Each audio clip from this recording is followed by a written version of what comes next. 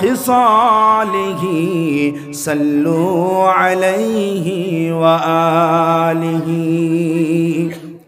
सारी दुनिया तय किया में मिसले दो टका नहीं तेरी मानिंद खूबसूरत चांद भी होता नहीं बलगल उला भी कमालिही कशफत दुजा भी जमालिही हसनत जमीअ खिसालिही सल्लु अलैहि व आलिही मदीना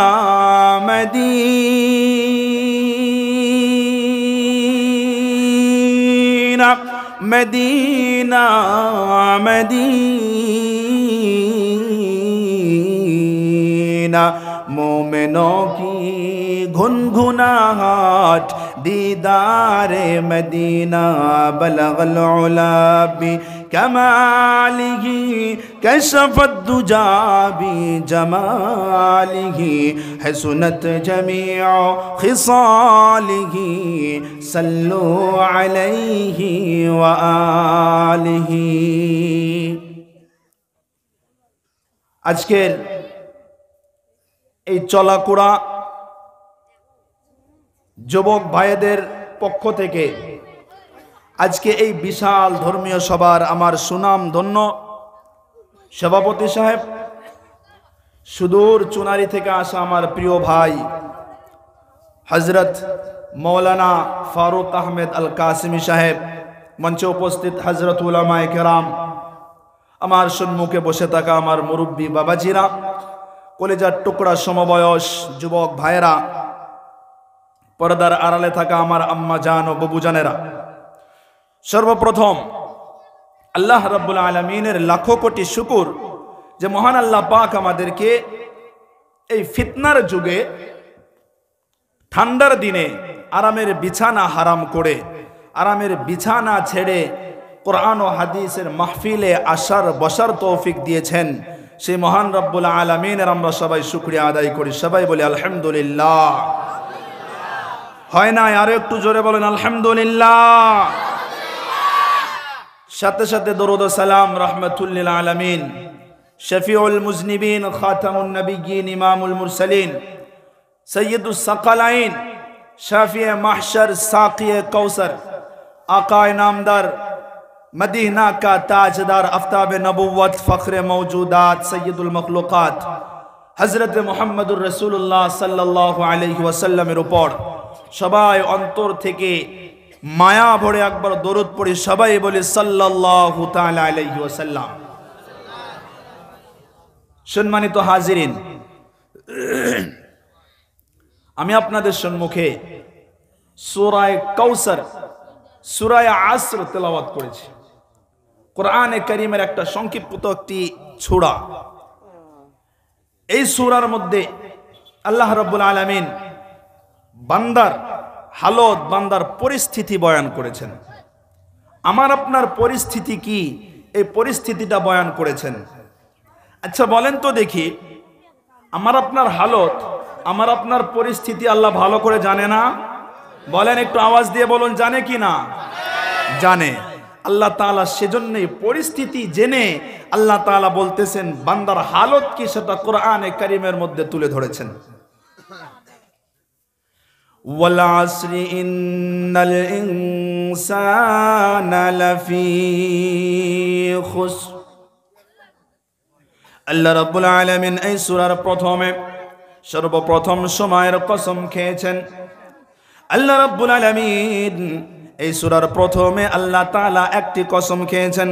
আল্লাহ বলেন ওয়াল আসর, সময়ের কসম, সময়ের কসম। আল্লাহ তাআলা এই সূরার প্রথমে সময়ের কসম কেন খাইলেন? এই দুনিয়ার মধ্যে তেমন কোনো জায়গার অভাব ছিল না, দামি জায়গার অভাব ছিল না, যেমন মক্কা আর মদিনা। আল্লাহ তাআলা যদি চাইতেন সেই মক্কার কসম খাইলে খাইতে পারতেন। আল্লাহ তাআলা সেই মক্কা মদিনার কসম খান নাই। আমার ভাইরা, আমার কলিজার টুকরা যুবক ভাইরা, আমার মুরব্বী বাবাজিরা, আল্লাহ তাআলা এই সূরার প্রথমে সময়ের কসম খাইয়া পৃথিবীর মানুষকে জানিয়ে দিয়েছেন, ও পৃথিবীর মানুষেরা তোমরা কান খুলে শুনে রাখো, কান খুলে শুনে রাখো।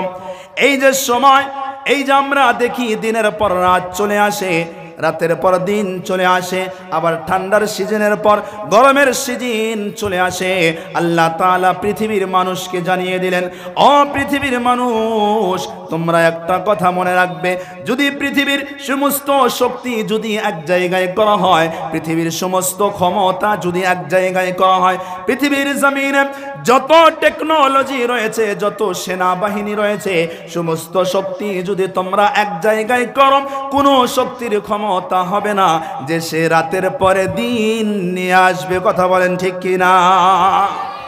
কেউ আনতে পারবে গো রাতের পরে? এই যখন রাত, পৃথিবীর কোনো মানুষের ক্ষমতা আছে, শক্তি আছে যে সকালটা সে করে দেবে? করতে পারবে? আওয়াজ দিয়ে বলুন একটু, করতে পারবে কেউ? পারবে না। আল্লাহ তাআলা সেজন্যই সর্বপ্রথম সময়ের কসম খেয়েছেন যে বান্দা এই সময়টা যে পরিবর্তন হয়, পৃথিবীর কোনো শক্তি এটাকে চেঞ্জ করে না, পৃথিবীর কোনো ক্ষমতা এটা চেঞ্জ করে না। তাহলে চেঞ্জ কে করে? সময়টাকে চেঞ্জ কে করে? আল্লাহ তাআলা স্বয়ং নিজের কথাই নিজে বলতেছেন। আল্লাহ রাব্বুল আলামিন বলেন, পৃথিবীর কোনো শক্তি এই সময়টাকে চেঞ্জ করতে পারবে না, পৃথিবীর কোনো ক্ষমতা এই সময়টাকে চেঞ্জ করতে পারবে না। আমার ভাইরা, এই সময়টাকে যিনি চেঞ্জ করেন, রাতের পর যিনি দিন নিয়ে আসেন, ঠান্ডার সিজনের পর যিনি গরমের সিজন নিয়ে আসেন, তিনি হলেন একজন, চিল্লায়া বলুন তার নাম। আরেকটু জোরে বলেন। আল্লাহর নাম নিলে ক্ষতি হয় না লাভ হয়? আল্লাহর নাম নিলে ক্ষতি হয় না লাভ হয়? লাভ হয়। যখন বান্দা একবার আল্লাহর নাম নেয়, একবার আল্লাহকে আল্লাহ বলে ডাকে, পৃথিবীর জমিনে যে মা সন্তান যখন মাকে একবার মা বলে ডাকে, মা যতটা খুশি হয়, তার থেকে 70 গুণ বেশি আল্লাহ রাব্বুল আলামিন খুশি হন। জোরে জোরে বলুন না সুবহানাল্লাহ। তাহলে তো আল্লাহর নাম আমাদেরকে আরো উচ্চ স্বরে নেওয়ার দরকার নাকি? তো এই যে আল্লাহ রাব্বুল আলামিন এই সময়টাকে পরিবর্তন করেন, সময়টাকে চেঞ্জ করেন, দুনিয়ার কোনো শক্তি নয়। এটা তো একটা তাফসীর, এটা একটা তাফসীর। এখন এই সময় আমি আপনি যদি কাজে লাগাই, এই সময়টাকে যদি আমি আপনি কাজে লাগাই, তাহলে আমার আপনার কি লাভ? সময়ের কসম খাওয়ার এটাও একটা উদ্দেশ্য। পৃথিবীর মানুষকে আল্লাহ তাআলা জানিয়ে দিয়েছেন যে এই সময়টাকে তোমরা কাজে লাগাও, তাহলে তোমরা দুনিয়ায়ও লাভবান হইবা, আখিরাতেও লাভবান হইবা। আল্লাহ রাব্বুল আলামিন সময়ের কসম এজন্যই খেয়েছেন। আল্লাহ রাব্বুল আলামিন পৃথিবীর মানুষকে জানিয়ে দিয়েছেন, ও পৃথিবীর মানুষেরা রে, তোমরা যদি এই সময়টাকে কাজে লাগাও, এই সময়টাকে যদি তোমরা বেকার নষ্ট না করো ও মানুষ, তাহলে তোমরা দুনিয়ায়ও লাভবান হইবা, আখিরাতেও লাভবান হইবা।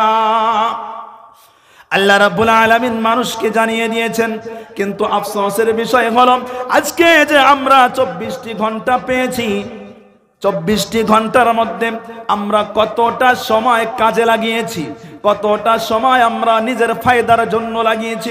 আমার ভাইয়েরা, আজকে যদি দেখা যায় আমাদের যুবকদের হালত একটু দেখবেন, আমাদের যুবকদের একটু পরিস্থিতি দেখবেন, 24টি ঘন্টার মধ্যে মনে হয় তারা 20টি ঘন্টা মোবাইলের মধ্যে লাগিয়ে দেয়। কথা বলেন ঠিক কিনা?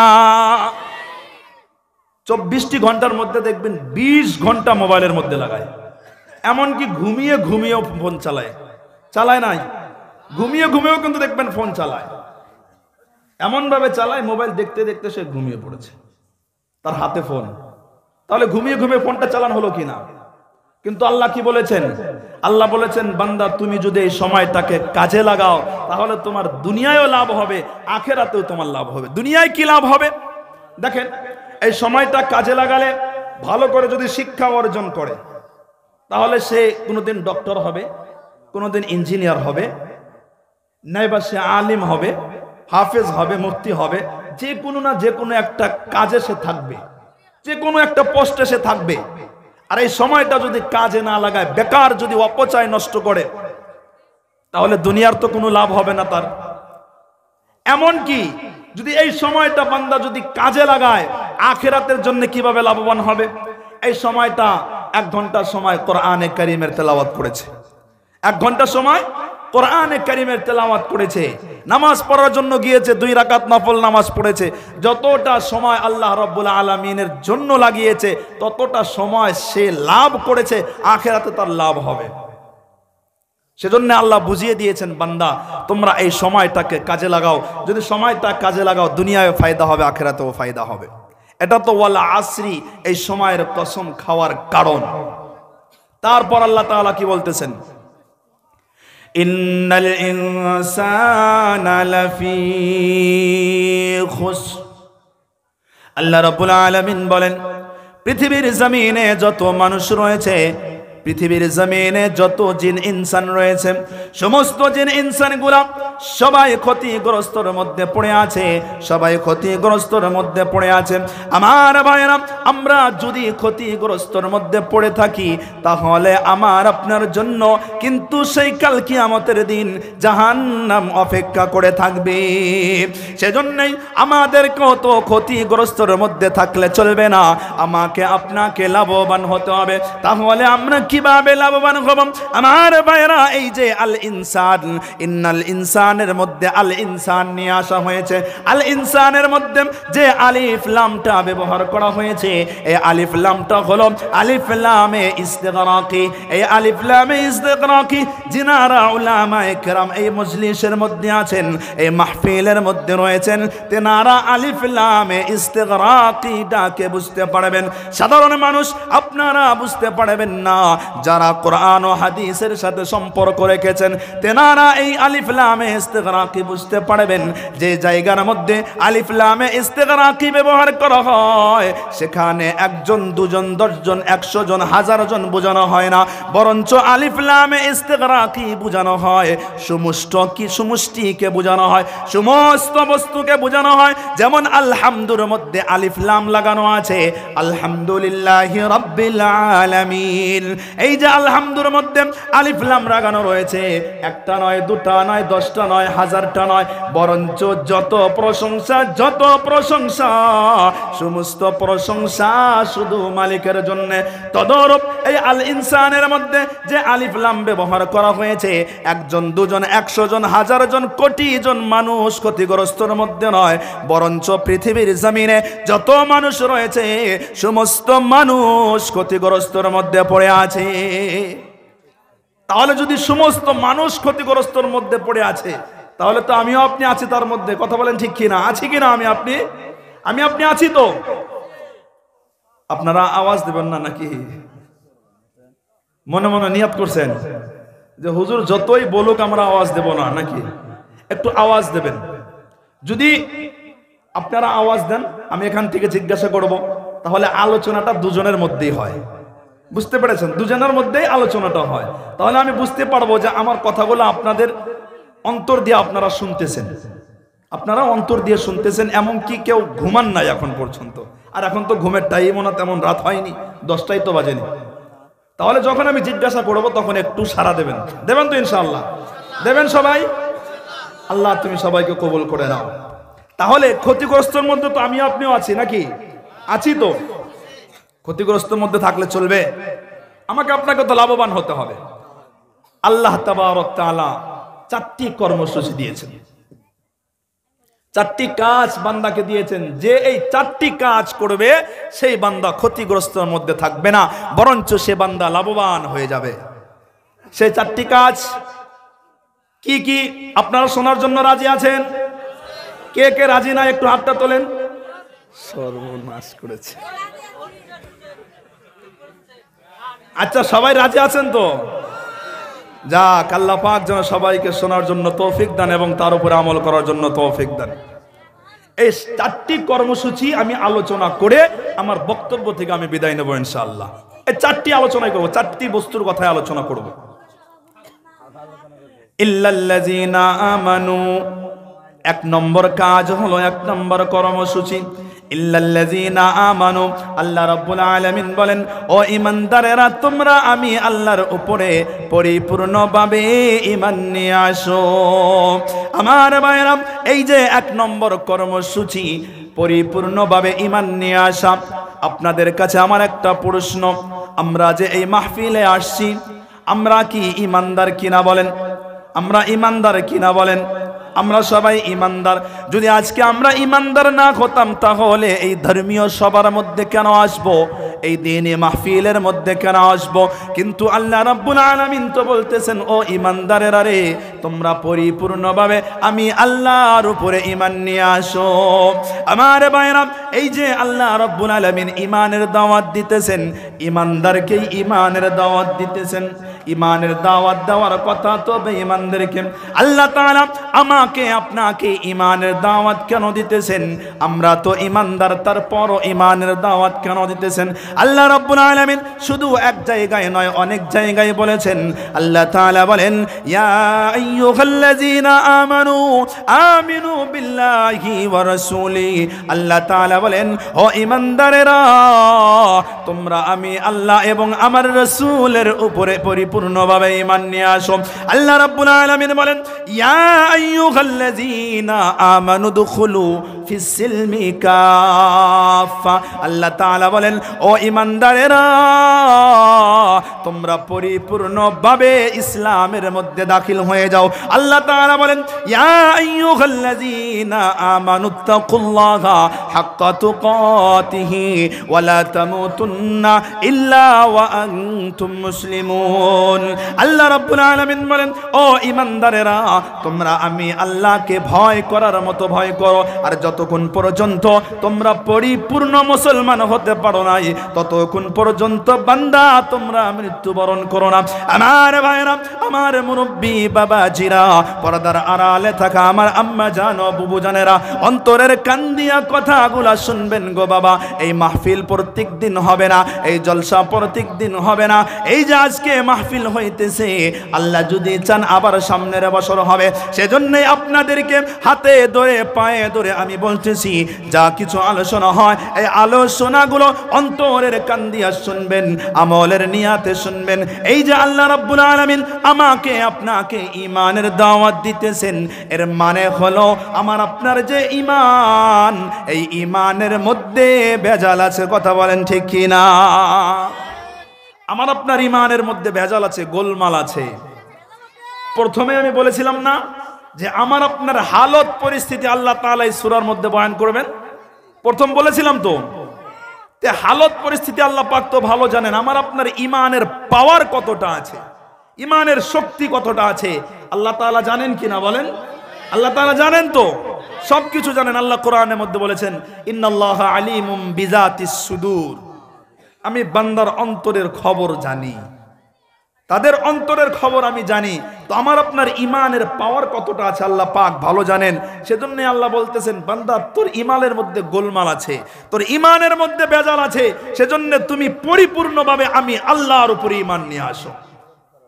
দেখেন আমার আপনার ঈমানের পাওয়ার কতটা। আমার আপনার ঈমান 5 টাকার চায়ের জন্য বিক্রি হয়ে যায়, 5 টাকার চায়ের জন্য বিক্রি হয়ে যায়। এখন বলবেন, হুজুর 5 টাকার চায়ের জন্য একজন ব্যক্তির ঈমান কিভাবে বিক্রি হবে? আমি আপনাদেরকে কথাটা একটু বুঝিয়ে বলতেছি। এই যে আমাদের সম্মুখে পঞ্চায়েত ইলেকশন আছে কিনা? ইলেকশন আছে তো, পঞ্চায়েত ইলেকশন আছে। আচ্ছা, একটা করে পঞ্চায়েত থেকে অনেকগুলা ক্যান্ডিডেট বোর্ডে দাঁড়ায়, তাই তো? অনেকগুলা ক্যান্ডিডেট হয়। একজন বান্দা চায়ের দোকানে বসে আছে, সেই ক্যান্ডিডেট সাহেব সেখানে চায়ের দোকানে ঢুকে পড়েছে। সেই বান্দাকে বলতেছে, আসসালামু আলাইকুম ওয়া রাহমাতুল্লাহ। সালাম দেওয়ার পর ভালো মন্দ জিজ্ঞাসা করতেছে, সুন্দর করে মুসাফা করেছে। মুসাফা করার পর সেই বান্দাকে বলতেছে, ও ভাই আসেন এক কাপ চা খাই। এক কাপ চা খাওয়ার পর বলতেছে, ও ভাই আমি এই বছর অমুক দল থেকে ভোটে দাঁড়িয়েছি, ভাই আমাকে ভোটটা দেবেন। ভাই সুন্দর করে চাটা খাওয়ার পর বলতেছে, হ্যাঁ ভোটটা আপনাকেই দেব। তারপর যখন সে চলে যায়, সে আল্লাহর বান্দা চায়ের দোকানে বসে আছে, আর একজন ক্যান্ডিডেট চলে এসেছে, এসেও সুন্দর করে সালাম দিয়েছে, মুসাফা করেছে, তারপর সুন্দরভাবে ভালো মন্দ জিজ্ঞাসা করেছে, চা খাওয়ার জন্য দাওয়াত দিয়েছে। চা খাওয়ার পর সেই বান্দাও বলতেছে, ও ভাই আমি অমুক দলে থেকে ভোটে দাঁড়িয়েছি, আমাকে ভোটটা দেবেন। সেও বান্দাকেও বলল, হ্যাঁ ভোটটা আপনাকেই দেব। তারপর আর একজন বান্দা চলে আসছে, সেও ভোটে দাঁড়িয়েছে। সালাম মুসাফা হওয়ার পর চা খাওয়ার পর বলতেছে, ভাই আমি ভোটে দাঁড়িয়েছি, অমুক দল থেকে ভোটে দাঁড়িয়েছি, এই বছর ভোটটা কিন্তু আমাকে দেবেন। সেই বান্দা বলতেছে, ভোটটা আপনাকেই দেব। বলেন তো দেখি ভোট তার কয়টা? একজন মানুষের ভোট কয়টা হয়? তিনটা হয় না একটা হয়? একটু আওয়াজ দিয়ে বলুন, তিনটা না একটা? সে বলল কি, তিনজনকে বললাম, তিনজনকে, আপনাকে সবাইকে ভোট দেব। আচ্ছা বলেন দেখি, ইমানের পাওয়ার আছে এখানে? বলেন, ইমানের পাওয়ার আছে? সে যে ওয়াদা করেছে, এই ওয়াদা রাখতে পারবে? তিনজনকে তো কথা দিয়েছে, ওয়াদা করেছে কিনা? তিনজনকে কথা দিয়েছে, হ্যাঁ ভোটটা আপনাকেই দেব। তাহলে তিনজনকে যে ওয়াদা দিল, ওয়াদা দেওয়ার পরে তো সে ওয়াদা রাখবে না। আর যে ওয়াদা ভঙ্গ করে, তার ইমানের পাওয়ার থাকার তো কথা না, তার ইমানের পাওয়ার থাকার কথা না। এমন অবস্থা, শুধু এটাই নয়, অনেক আরো আছে।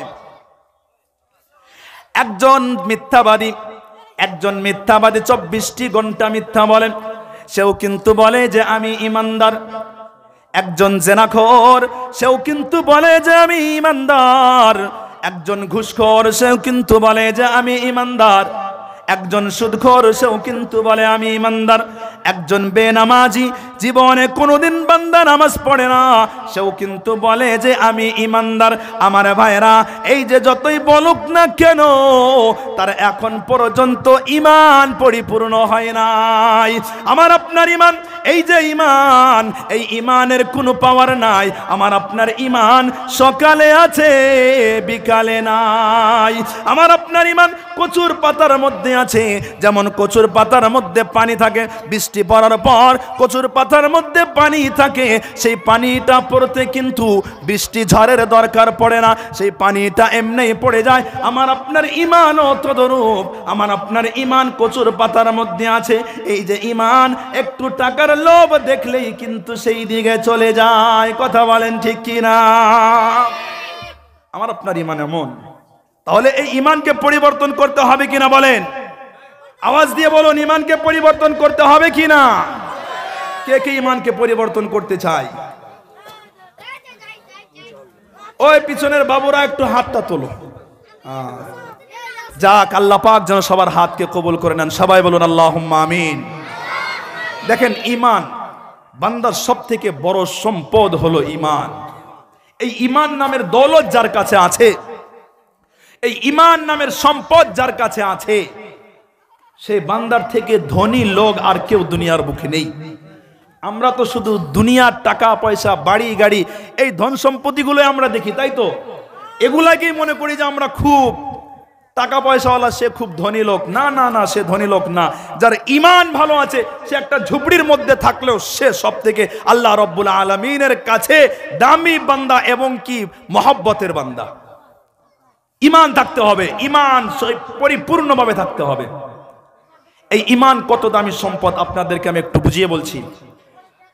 একজন বান্দার যদি ইমান থাকে, অন্তরের মধ্যে ইমান আছে, সেই বান্দা নামাজ পড়ুক বা না পড়ুক, সেই বান্দা যদি গুনাহ করে, আল্লাহ রাব্বুল আলামিন যদি চান, সেই বান্দার গুনাহগুলো মাফ করে দেবেন। আর যদি ইমান না থাকে, সেই বান্দা কিন্তু চিরতরে জাহান্নামী হবে। জোরে জোরে বলুন না নাউজুবিল্লাহ। আল্লাহর রাসূল সাল্লাল্লাহু তাআলা আলাইহি ওয়াসাল্লাম একটি হাদিস বলেছেন, মান ক্বালা লা ইলাহা ইল্লাল্লাহ দাখালাল জান্নাহ। যেই বান্দা একবার আল্লাহকে স্বীকার করে নিয়েছে, যে বান্দা একবার লা ইলাহা ইল্লাল্লাহ পড়েছে, একবার ঈমান নিয়ে এসেছে, হ্যাঁ সেই বান্দা গুনাহ করেছে, নামাজ ঠিক মতো পড়তে পারে নাই, রোজা ঠিক মতো করতে পারে নাই, সেই বান্দা অনেক অনেক গুনাহ করেছে, কিন্তু আল্লাহ তাআলা তাকে জাহান্নামে দেবে। জাহান্নামে দেওয়ার পর তার শাস্তিগুলো ভোগ করার পর আল্লাহ তাআলা কোনো না কোনো দিন সেই বান্দাকে জান্নাত দান করবে। জোরে জোরে বলুন না সুবহানাল্লাহ। আর যদি ঈমান না থাকে, ঈমান নাই তার মধ্যে, তাহলে কিন্তু সে কোনো দিন জান্নাতে যেতে পারবে না, চিরস্থায়ী জাহান্নামী। সে চিরস্থায়ী জাহান্নামী। আর যার মধ্যে একটু জাররা পরিমাণ ঈমান আছে, জাররা, সেও বান্দাকেও আল্লাহর নবী সাল্লাল্লাহু তাআলা আলাইহি ওয়াসাল্লাম জাহান্নামের মধ্যে রেখে নবীজি জান্নাতে যাবে না। জোরে জোরে বলুন না সুবহানাল্লাহ। একজন বান্দার অন্তরের মধ্যে যদি জাররা পরিমাণ ঈমান থাকে, তাহলেও সেই বান্দাকে আল্লাহর রাসূল সাল্লাল্লাহু তাআলা আলাইহি ওয়াসাল্লাম সাথে করে নিয়ে জান্নাতে চলে যাবেন। সেই ঈমান আমার আপনার মধ্যে আনতে হবে। এ বাবুরা, এই যে ডিস্টার্ব করো না, সুন্দরভাবে বসে থাকো, হ্যাঁ, ওঠাওঠি করবেন না ভাই। তো ঈমান নামের সম্পদ সব থেকে দামি সম্পদ। একজন বান্দার অন্তরের মধ্যে ঈমান আছে, অন্তরের মধ্যে ঈমান লইয়া নুজুলে রহমতের সময় গভীর রজনীতে, যে সময় সমস্ত মানুষ বিবি বাচ্চা লয়া ঘুমিয়ে পড়ে, যে সময় সমস্ত মানুষ ঘুমিয়ে পড়ে, পশু পাখিরা ঘুমিয়ে পড়ে, সেই নুজুলে রহমতের সময়, তাহাজ্জুদের সময়, সে বান্দা জীবনে গুনাহ করেছে কিন্তু অন্তরের মধ্যে ঈমান আছে। ঈমান লইয়া বান্দা আল্লাহ রাব্বুল আলামিনের দরবারে হাজির হয়েছে। সে বান্দা বলতেছে, ও রাব্বুল আলামিন, আমি যে গুনাহ করেছি, যদি আমার মা জানে আমাকে সন্তান বলে মেনে নেবে না, যদি আমার বাবা জানে আমাকে সন্তান বলে স্বীকৃতি দেবে না, যদি আমার স্ত্রী জানে আমাকে স্বামী বলে মেনে নেবে না, যদি আমার বাচ্চাগুলা জানে তাহলে আমাকে আব্বু বলে ডাকবে না। ও রব্বুল আলামিন, আপনি কিন্তু আমার জীবনের সমস্ত গুনাহ খাতার খবর জানেন। ও আল্লাহ, আপনি কিন্তু তবু আমার জন্য হাওয়া বাতাসকে বন্ধ করে দেন নাই। ও রব্বুল আলামিন, তবু কিন্তু আপনি আমার জন্য আমার নিঃশ্বাসটাকে বন্ধ করে দেন নাই। ও রব্বুল আলামিন, তবু কিন্তু আপনি আমার জন্য রোদের আলোকে বন্ধ করেন নাই, বৃষ্টিকে বন্ধ করেন নাই, এই যে আপনার নিয়ামতগুলাকে আপনি বন্ধ করেন নাই। ও রব্বুল আলামিন, আপনি কিন্তু আমার জীবনের সমস্ত গুনাহের ব্যাপারে জানেন। ও রব্বুল আলামিন, আমি আমার গুনাহের উপরে লজ্জিত হইয়া, শর্মিন্দা হইয়া আপনার দরবারে হাজির হয়েছি। জীবনে আর কোনোদিন নাফরমানি করব না, জীবনে আর কোনোদিন গুনাহ করব না, জীবনে আর কোনোদিন মা বাবার নাফরমানি করব না, জীবনে আর কোনোদিন আলেমদের অসম্মানি করব না, জীবনে আর কোনোদিন সুদ খাইব না, জীবনে আর কোনোদিন ঘুষ খাইব না, জীবনে আর কোনোদিন জিনা করব না, জীবনে আর কোনোদিন গ্রামের মুরব্বীদের অসম্মানি করব না। ও রাব্বুল আলামিন, এই নুজুলে রহমতের সময় আমি গুনাহগারকে কি একটু মাফ করে দেওয়া যায় না?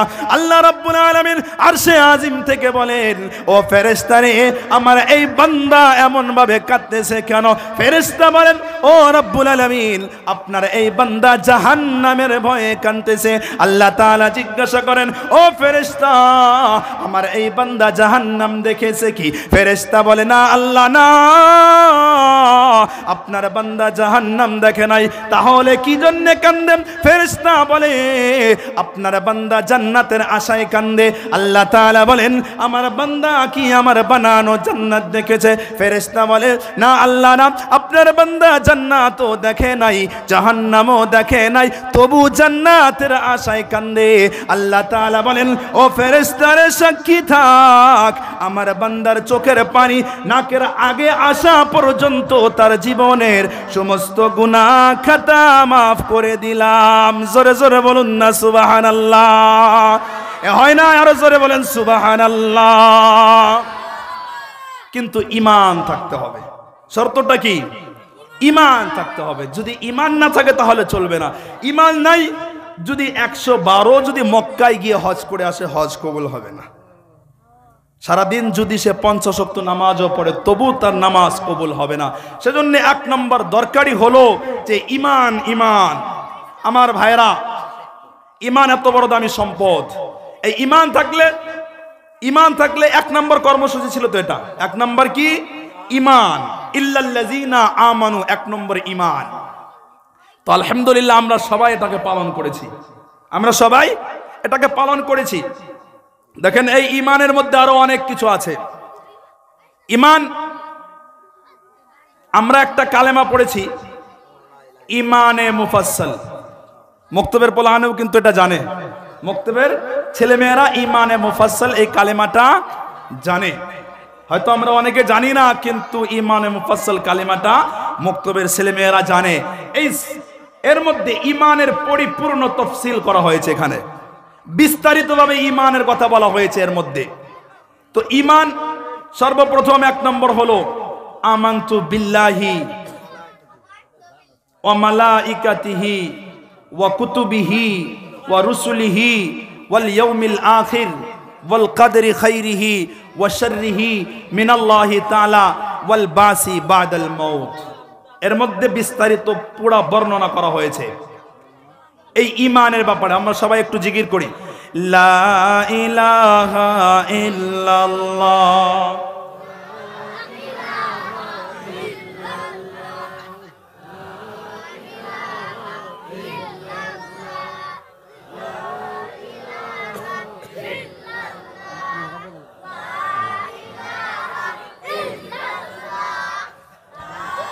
জোরে লা ইলাহা ইল্লাল্লাহ, লা ইলাহা ইল্লাল্লাহ।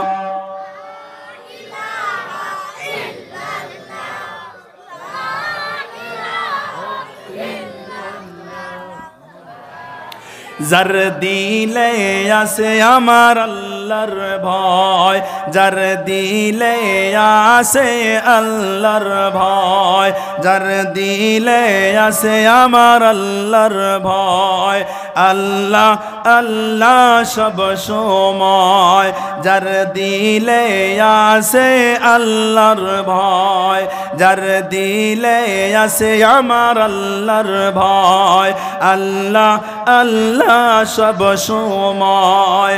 আর নিদ্রা ভালো লাগে না, আর নিদ্রা ভালো লাগে না, ভালো লাগে শুধু এক আল্লাহ। লা ইলাহা ইল্লাল্লাহ, লা ইলাহা ইল্লাল্লাহ। জোরে লা ইলাহা ইল্লাল্লাহ, লা ইলাহা ইল্লাল্লাহ। জোরে লা ইলাহা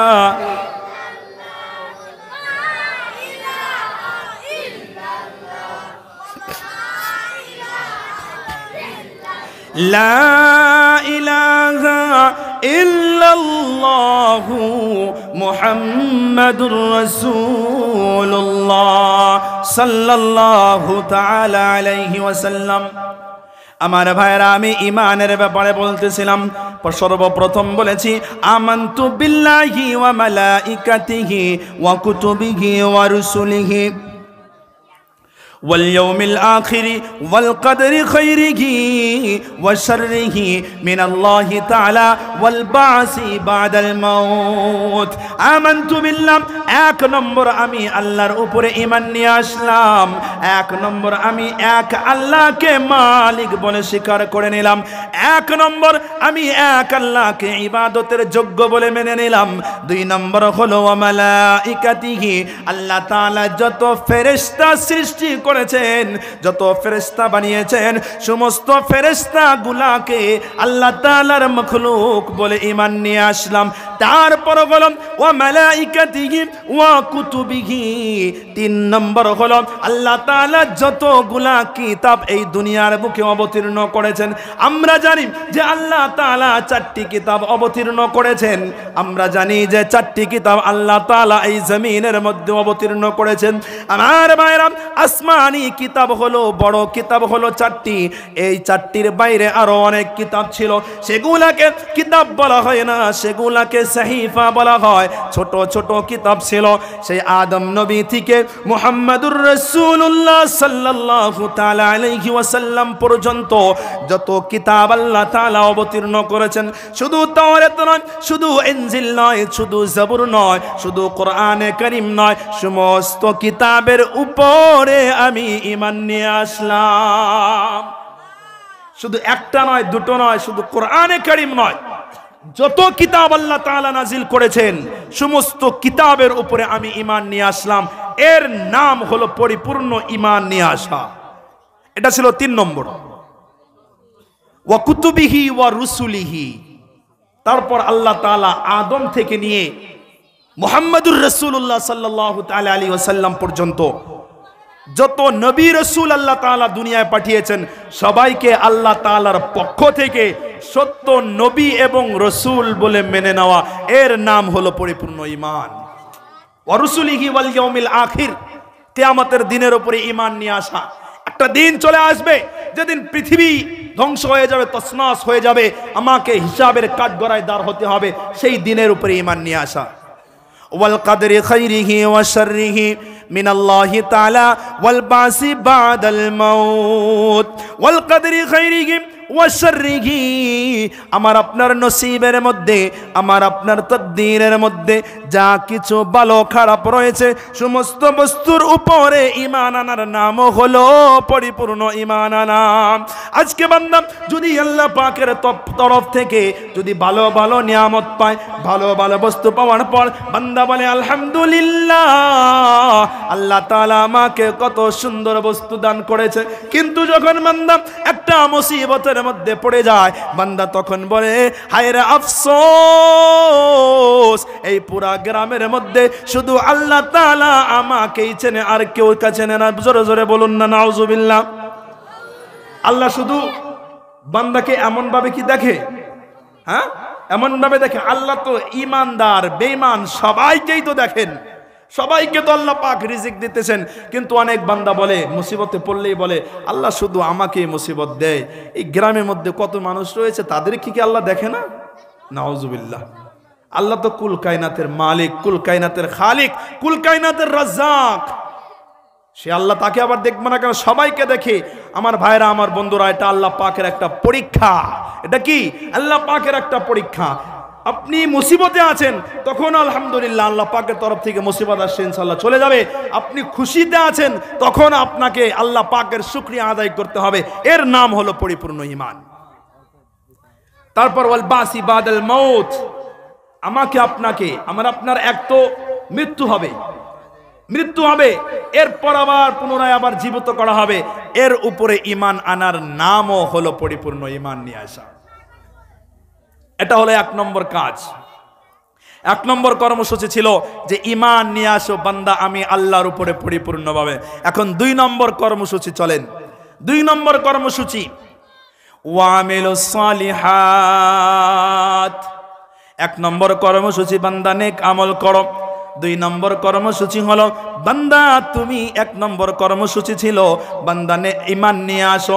2 নম্বর কর্মসূচি হলো বান্দা নেক আমল করো, নেক আমল করো।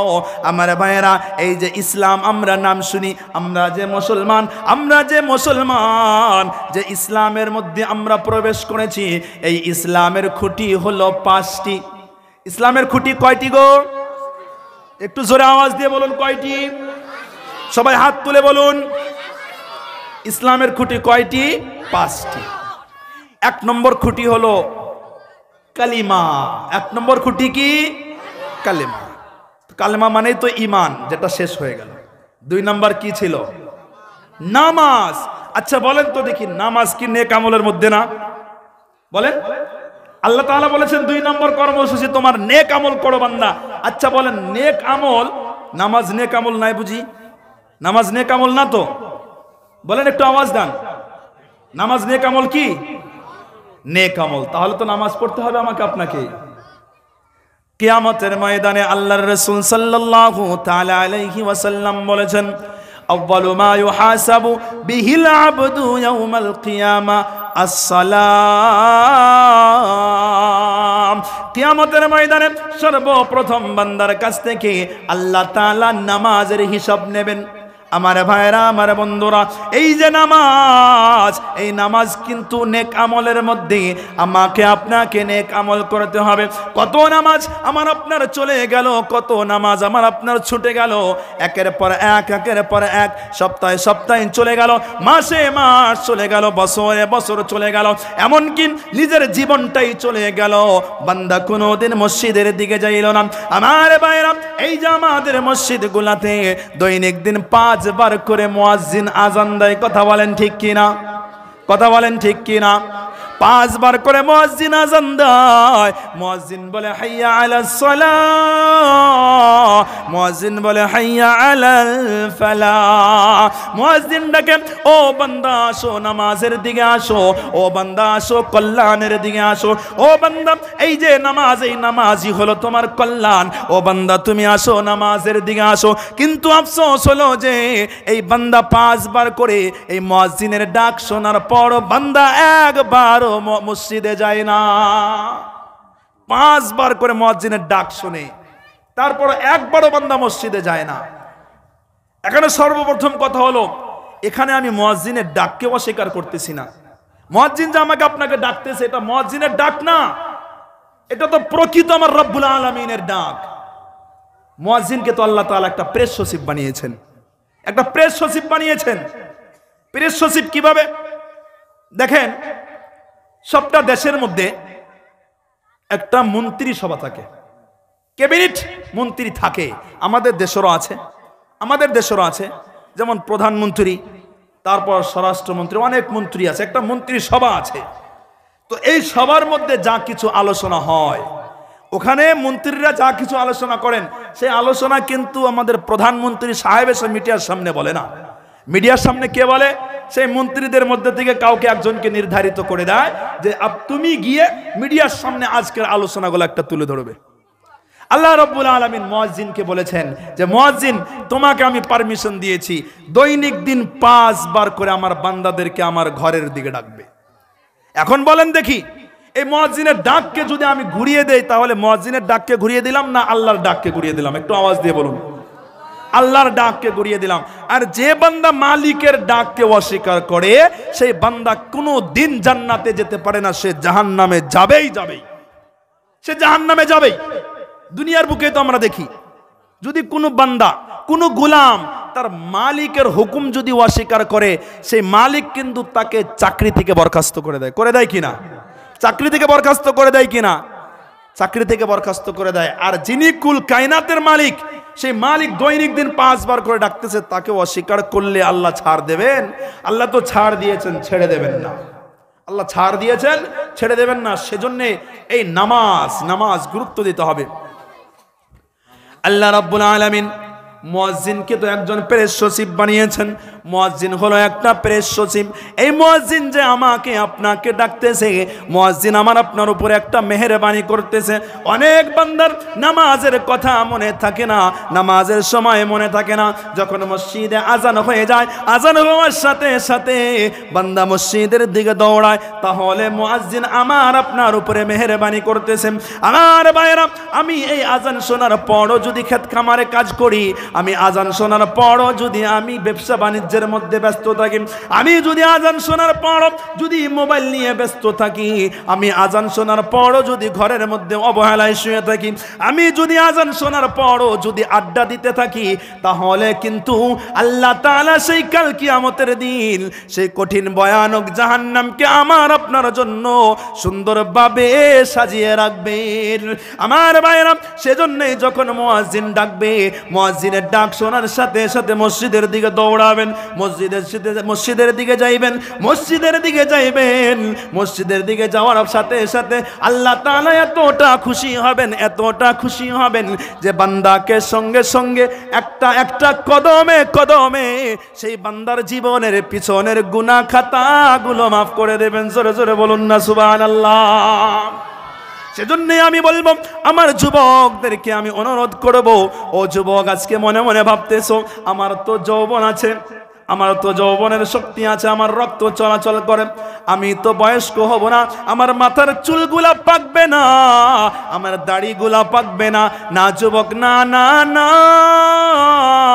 একটা সময় চলে আসবে যে সময় তোমার শরীরও কাজ করবে না, তোমার মাথার চুলগুলো পেকে যাবে, তোমার শরীরের চামড়াগুলা ঘুচিয়ে যাবে, এমনকি তুমি মসজিদে যাইতে চাইবে, সেদিন তোমার শরীরে তোমাকে সাথ দেবে না। সমাজে কিন্তু অনেক মুরব্বী এমন পাওয়া যায় যে হাঁটতে পারে না, ধরে ধরে তাদেরকে চলাতে হয়। ও যুবক, তোমার একটা সময় চলে আসবে, এই সময়কে এখন যদি তুমি কাজে না লাগাও, তাহলে কিন্তু সে সময় তোমার শরীরটা তোমাকে সাথ দেবে না। সেজন্য আমি যুবক তোমার হাতে ধরে পায়ে ধরে বলতেছি, তোমার পায়ে ধরে বলতেছি, আর জীবনে কত গুনাহ করবে, আর জীবনে কতদিন রব থেকে দূরে থাকবে, আর জীবনে কতদিন নবীর তরিকা থেকে দূরে থাকবে। ও যুবক, তুমি আর কতদিন আল্লাহর রসুলের তরিকা ছেড়ে অন্যের তরিকায় চলে যাবে? ও যুবক, আজকে তুমি বড় বড় সেলিব্রিটিসদেরকে তুমি নিজের আইডিয়াল বানিয়েছো, আজকে তুমি ফিল্ম স্টারদেরকে তুমি আইডিয়াল বানিয়েছো, আজকে তুমি বড় বড় ফুটবলারকে তুমি আইডিয়াল বানিয়েছো, আজকে তুমি ক্রিকেটারকে তুমি আইডিয়াল বানিয়েছো। ও যুবক, আজকে তুমি মেসিকে তুমি ফলো করো, আজকে তুমি নেইমারকে তুমি ফলো করো, আজকে তুমি রোনাল্ডোকে ফলো করো। ও যুবক, আজকে তুমি সচিন টেন্ডুলকারকে ফলো করো, আজকে তুমি এমএস ধোনিকে তুমি ফলো করো, আজকে তুমি বিরাট কোহলিকে ফলো করো, বড় বড় ফিল্ম স্টারদেরকে তুমি ফলো করো। ও যুবক, সেজন্য আমি তোমাকে বলতেছি, আমার নবী সাল্লাল্লাহু তাআলা আলাইহি ওয়াসাল্লাম বলেছেন, ও পৃথিবীর মানুষেরা রে, তোমাদের জন্য আমি রব্বুল আলামিন নবীর আদর্শের মধ্যেই তোমাদের সুন্দর আদর্শ রেখে দিলাম। জোরে জোরে বলুন না সুবহানাল্লাহ। আল্লাহ রাব্বুল আলামিন বলেন, লাকাদ কানা লাকুম ফি রাসূলিল্লাহি উসওয়াতুন হাসানা। ও মানুষ, ও পৃথিবীর মানুষ, ও পৃথিবীর যুবকেরা, তোমাদের জন্য সুন্দর আদর্শ, সুন্দর জীবন তোমাদের জন্য নবীজির জীবনের মাধ্যমে রেখে দিলাম। আজকে আফসোস, এই যুবক, এত সুন্দর নবী, এত দামি নবী, এত নামী নবী, সেই নবীর উম্মত হওয়ার পরও আজকে সেই নবীকে যুবক আজকে আইডিয়াল বানাতে পারলো না, নবীর সুন্নতি তরিকায় জীবন যাপন করতে পারলো না। এমন স্টাইলের চুল কাটে যে একদিকে চুল আছে আর একদিকে চুল নাই। কথা বলেন ঠিক কিনা? এমন আছে কিনা বলেন? আছে না নাই? অনেক বাবারা বলে যে হুজুর কি করব বলেন তো, টাকা নিয়ে বাজারে যায়, সেলুনে যাওয়ার পর টাকা দিয়ে চুল কাটবি, তাহলে সুন্দর করে কাট, এমন ভাবে থোগরা বগরা করে কাটায়, আসে কিনা? অনেক এমন আছে। এটা নবীর তরিকা না, নবীর সুন্নত না, এটা নবীর সুন্নত না। আমি বলি যে আখিরি নবীর উম্মত, নিজেকে গর্ব করি, সেই নবীর উম্মত হইয়া নবীর তরিকা যদি আমার মধ্যে না থাকে, নবীর সুন্নাত যদি আমার মধ্যে না থাকে, নবীর কাজ যদি আমার মধ্যে না থাকে, তাহলে সে কাল কিয়ামতের দিন নবী উম্মত চিনতে, উম্মত আমাকে আপনাকে উম্মত বলে স্বীকার করতে নবী সেদিন অস্বীকার করবেন, সেদিন মেনে নেবেন না যে তুমি আমার উম্মত ছিলে, নবী চিনবেন না, সেদিন পর্দা পড়ে যাবে সম্মুখে, সেদিন সম্মুখে পর্দা পড়ে যাবে, হাউজে কাউসারে পানি পান করতে পারবে না। সেজন্য আমাকে আপনাকে চিন্তা করতে হবে। দেখেন, 2 নম্বর কর্মসূচি ছিল ওয়ামিলুস সলিহাত, নেক আমল করা। নেক আমলের মধ্যে নামাজ রয়েছে। এই নামাজ কত জায়গায় ওয়াজ মাহফিল হয়, কত জায়গায় ওয়াজ মাহফিল হয়, মসজিদের মধ্যে বয়ান হইতেছে, জায়গায় জায়গায় মাহফিল হইতেছে, তারপরও মানুষ নামাজ পড়ে না। নামাজ পড়ে না একটাই কারণ, সেটা কি জানেন? শয়তানের ওয়াসওয়াসা, শয়তানের ওয়াসওয়াসা। এই যে ঈশান নামাজ চলে গিয়েছে কিনা বলেন? ঈশান নামাজ হয়ে গিয়েছে, কিন্তু আল্লাহর অনেক আশিক এমন আছে এই মাহফিলের মধ্যে আছে যে ঈশান নামাজ পড়ে নাই, ঈশান নামাজ পড়ে নাই। আবার অনেক আল্লাহর আশিক এমন পাওয়া যাবে, মাহফিল শুনে সুন্দরভাবে রাতের বেলায় যাবে বাড়িতে, ঘুমিয়ে পড়বে, ফজরের নামাজ পড়বে না। অনেক আল্লাহর আশিক, আল্লাহর পাগল এমন আছে। তাহলে কি লাভ হবে? কি লাভ হবে? কি ফায়দা হবে বলেন? কি ফায়দা হবে? সেজন্য এখানে যখন আমরা আসছি, নিজের জীবনকে আজ থেকে তাওবা করে নেন, আজ থেকে ওয়াদা করে নেন যে জীবনে আর কোনো দিন নামাজ ছাড়বো না। কে কে নামাজ ছাড়বেন না? হাত তোলেন দেখি। কে কে আর জীবনে নামাজ ছাড়বেন না? হাত তোলেন দেখি। আমার অনেক যুবক ভাইয়েরা হাত তোলেনি, মনে হয় তেনারা নামাজ ছেড়ে দেবে। ভাই একবার ওয়াদা করুন, ইনশাআল্লাহ আল্লাহ পাক যদি তৌফিক দেন আপনার জীবন বদলে যাবে, জীবন বদলে যাবে। আল্লাহ পাক যেন সবার হাতকে কবুল করে নেন, সবাই বলুন আল্লাহুম্মা আমিন। তো এই যে 2 নম্বর কর্মসূচি ছিল নামাজ, 3 নম্বর কর্মসূচি ওয়াতাওয়াসাউ বিল হক, ওয়াতাওয়াসাউ বিল হক, হকের উপরে চলা, হক কথা বলা। আল্লাহ রাব্বুল আলামিন বলেন ওয়াতাওয়াসাউ বিল হক, হকের উপরে চলতে হবে, হকের আদেশ করতে হবে। আজকে কিন্তু হকের উপরে মানুষ চলে না, হক কথা মানুষ বলে না, এবং কি অন্যজনকেও বলে না। আমার ভাইরা, এই যে হক কথা বলনেওয়ালা মানুষ জমিনের বুকে কিন্তু খুব কম পাওয়া যায়। মানুষ কিভাবেই বা বলবে, হক কথা বলতে গেলেই তো চোদন খেতে হয়, হয় কি না বলেন? অনেক জায়গায় এমন হয় যে হক কথা বললে সে জায়গায় টিসকানোই যায় না, সেই জায়গায় টিসকানোই যায় না, সেজন্যে বান্দা বলে না। কিন্তু এটা তো ঈমান না, ঈমান তো এটা না। যে হালতে হোক, যে অবস্থায় হোক, যে পরিস্থিতিতে থাকেন, সেই অবস্থায় আপনাকে হক কথা বলতে হবে, সেই অবস্থায় আপনাকে হক কথা বলতে হবে, তবে তো পরিপূর্ণ পাক্কা ঈমানদার আপনি। আল্লাহ তাআলা 3 নম্বর কর্মসূচি দিয়েছেন ওয়াতাওয়াসাউ বিল হক। 3 নম্বর কর্মসূচি হলো হক কথা বলা, হকের উপরে চলা। এই 3 নম্বর কর্মসূচি আমাকে আপনাকে পালন করতে হবে। 4 নম্বর ছিল ওয়াতাওয়াসাউ বিস সবর, 4 নম্বর হলো সবর করা, কষ্টের সময় সবর করা আর সুখের সময় সবর করা। আমার ভাইরা, যে হালতে থাকি, যে পরিস্থিতিতে থাকি, আমরা সব সময় সবর করব। আল্লাহ বলেছেন ইন্নাল্লাহা মা'আস সাবিরিন, যে বান্দা সবর করে, যে বান্দা আল্লাহ তাআলার উপরে ভরসা করে, সে বান্দার সাথে আল্লাহ তাআলা সব সময় থাকেন। জোরে জোরে বলেন না সুবহানাল্লাহ। সেজন্যই আমাকে আপনাকে সব সময় সবর করতে হবে। অনেক সময় আল্লাহ তাআলা আমার আপনার পরীক্ষা নেবে, শুধু আমার আপনার নয়, আল্লাহ রাব্বুল আলামিন নবীদেরকে পরীক্ষা নিয়েছেন, আল্লাহ তাআলা রাসূলদেরকে পরীক্ষা নিয়েছেন, সাহাবাদেরকে পরীক্ষা নিয়েছেন, তাবেঈনদেরকে পরীক্ষা নিয়েছেন, আল্লাহ তাআলা নিজের ওলিদেরকে পরীক্ষা নিয়েছেন। আল্লাহ তাআলা রাসূলদেরকেও ছেড়ে দেন নাই, নবীদেরকেও ছেড়ে দেন নাই। হযরত ইব্রাহিম নবীকে আল্লাহ তাআলা আগুনের মধ্যেও লিখেছেন, কিন্তু সেই আগুন নবীকে পুড়তে পারে নাই। সেই আগুন নবী একটা চামড়াও পুড়তে পারে নাই, একটা পশমও পুড়তে পারে নাই। আল্লাহ তাআলা ইব্রাহিম নবীর পরীক্ষা নিয়েছেন। সেই আগুন ইব্রাহিম নবীর জন্য এত সুন্দর, এত সুন্দর শান্তির হয়ে গিয়েছিল যে ইব্রাহিম নবীর ঠান্ডাও লাগে নাই, গরমও লাগে নাই। জোরে জোরে বলেন না সুবহানাল্লাহ। আল্লাহ তাআলা পরীক্ষা নেবে। আমার নবীর অনেক পরীক্ষা নিয়েছেন, অনেক পরীক্ষা নিয়েছেন। নবী আমার কষ্টেতে, নবী আমার ক্ষুধার যন্ত্রণায় পেটের মধ্যে পাথর বেঁধেছেন, হ্যাঁ, পাথর বেঁধেছেন। পরীক্ষা নেবে, অনেক পরিস্থিতি হবে, কিন্তু এই পরীক্ষায় পাশ করার নামই তো হলো বান্দা তুমি সবর করেছো। আর যে বান্দা সবর করার চেষ্টা করবে, আল্লাহ তাআলা তার সাথে থাকবে, আল্লাহ তাআলা তার সাথে থাকবে। দেখেন, আমি বেশি দূরের মানুষ না, আমাকে তো সবাই চেনেন, বেশিরভাগ মানুষে চেনেন, চেনেন তো, অনেকেই চেনেন। এই টাকিমারি 3 আলী মসজিদ আলহামদুলিল্লাহ ইমামতি করি, মাদ্রাসাতেও শিক্ষকতা করতেছি। বেশি দূরের মানুষ না আমি, আমার বাড়ি এখানেই, তারাঙ্গাপুরের পাশে, এখানে আছি। তো আমি তো এখানকার অতিথি, আমার সুদূর থেকে আসা আমাদের অতিথি হযরত মাওলানা ফারুক আহমেদ সাহেব, উনি এসে স্টেজে উপস্থিত হয়েছেন। এত সম্মানী ব্যক্তিকে আমি বসিয়ে রাখতে চাই না। 1 নম্বর কথা হলো, আমি বসিয়ে রাখতে চাই না। সেজন্যই যা কিছু আলোচনা করেছি, 4টা কর্মসূচি আমার আপনার জন্য। কয়টা?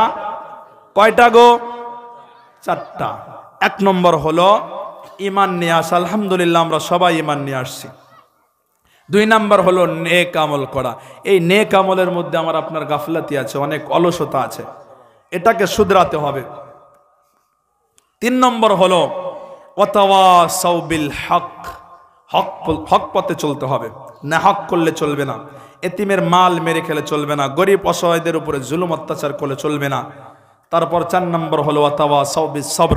এই কয়টা কাজ যদি আমি আপনি করি তাহলে সর্বপ্রথম যে বলেছিলাম যে সমস্ত মানুষ, পৃথিবীর সমস্ত মানুষ ক্ষতিগ্রস্তর মধ্যে আছে, তাহলে আমি আপনি ক্ষতিগ্রস্তর মধ্যে থাকবো না। আল্লাহ যে বলেছেন বান্দা তুমি এই সময়টা কাজে লাগালে তুমি লাভবান হবে, কোথায়? দুনিয়ায় লাভবান হবে, আখিরাতেও লাভবান হবে। তাহলে আমি আপনি সেখানে লাভবান হয়ে যাব। 4টা কর্মসূচি বেছে না, 4টা কাজ আমরা করব তো ইনশাআল্লাহ। কে কে করবো আমরা ইনশাআল্লাহ? একটু হাতটা তুলে দেখিয়ে দেই আল্লাহ তাআলাকে। সবাই একটু হাতটা তুলেন। আল্লাহ তুমি সবার হাতকে কবুল করে নিও। সবাই বলুন আল্লাহুম্মা আমিন। ছোট একটা গজল বলে আপনাদের কাছ থেকে বিদায় নিচ্ছি। যে নবী আমার আপনার কাছে দিন পৌঁছিয়ে দিয়ে আজকে নবী কবরের বুকে শুয়ে আছেন, তাই তো? সেই নবীর শানে একটা গজল বলবো। রহমাতুল লিল আলামিন নবী, রহমাতুল লিল আলামিন নবী, কোরআনে প্রমাণ উম্মত বিনে কে বুঝিবে আমার দয়ার নবীর শান। আশিক বিনে কে বুঝিবে আমার মায়ার নবীর শান। নবী আমার মদিনারি বুলবুল, আমার আল্লাহ ভালোবেসে নামটি দিলেন মুহাম্মদ রাসূল। আল্লাহু আকবার। নবী আমার মদিনারি বুলবুল, আমার আল্লাহ ভালোবেসে নামটি দিলেন হাবিবে রাসূল। সেই নবীকে ভুল বুঝিলে, সেই নবীকে ভুল বুঝিলে থাকবে না ঈমান। উম্মত বিনে কে বুঝিবে আমার দয়ার নবীর শান। আশিক বিনে কে বুঝিবে আমার মায়ার নবীর শান। রহমাতুল লিল আলামিন নবী, রহমাতুল লিল আলামিন নবী, কোরআনে প্রমাণ উম্মত বিনে কে বুঝিবে আমার দয়ার নবীর শান। আশিক বিনে কে বুঝিবে আমার মায়ার নবীর শান। আল্লাহ পাক যেন আমাদের সবাইকে নবীর সুন্নতি তরিকায় জীবন যাপন করার তৌফিক দান। যা কিছু আলোচনা করলাম আল্লাহ পাক যেন সবাইকে আমল করার তৌফিক দান। এতটুকু বলে আমি আমার বক্তব্য